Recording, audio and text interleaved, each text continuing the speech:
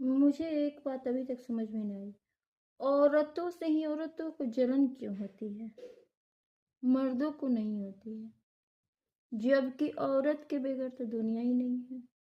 औरत से औरत उत्पन्न होती है, औरत से ही औरत का जन्म होता है, औरत से ही औरत की पहचान है। औरत ना रहे तो ये संसार नहीं है। फिर भी एक औरत को औरत से जलन और चिढ़ क्यों है? मुझे आज तक ये बात समझ में नहीं आई। जबकि औरत के अंदर कूट कूट के प्रेम, भावना, त्याग भरा हुआ है।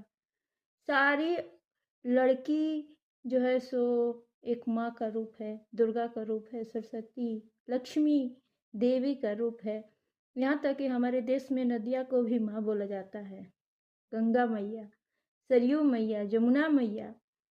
तो फिर ये माँ को माँ से चिढ़ क्यों?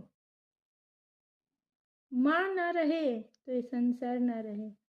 तो अगर घर में औरत ही औरत को समझ ले तो उसका जिंदगी स्वर्ग बन जाए।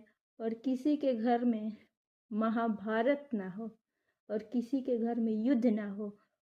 और जब एक घर सुधरता है तो एक समाज सुधरता है, और एक समाज सुधरता है तो एक राज्य सुधरता है, और एक राज्य सुधरता है तो एक देश सुधरता है, और सब कोई सुखी रहते हैं।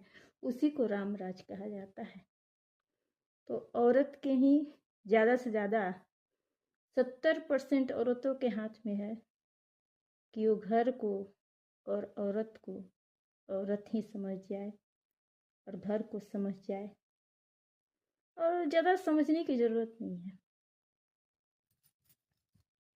सारी औरतों से मेरा अनुरोध है कि औरत ही घर को स्वर्ग बनाती है। आप अपने अपने घर को स्वर्ग बनाइए और किसी भी औरत से ना चिढ़िए जलिए। क्योंकि मुझे ये सोशल मीडिया पे आके पता चला है कि ज़्यादा से ज़्यादा मेरा सब्सक्राइबर जेंट्स लोग ही हैं, लेडीज़ बहुत कम है।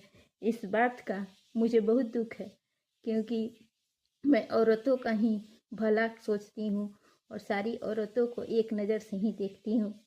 सारी लड़कियों में मेरी बेटी है, सारी मेरे उम्र की औरतों में मेरी बहनें हैं, और हमसे जो बड़ी हैं वो मेरी सारी दुनिया की औरतें मेरी माँ हैं। जय सिया राम।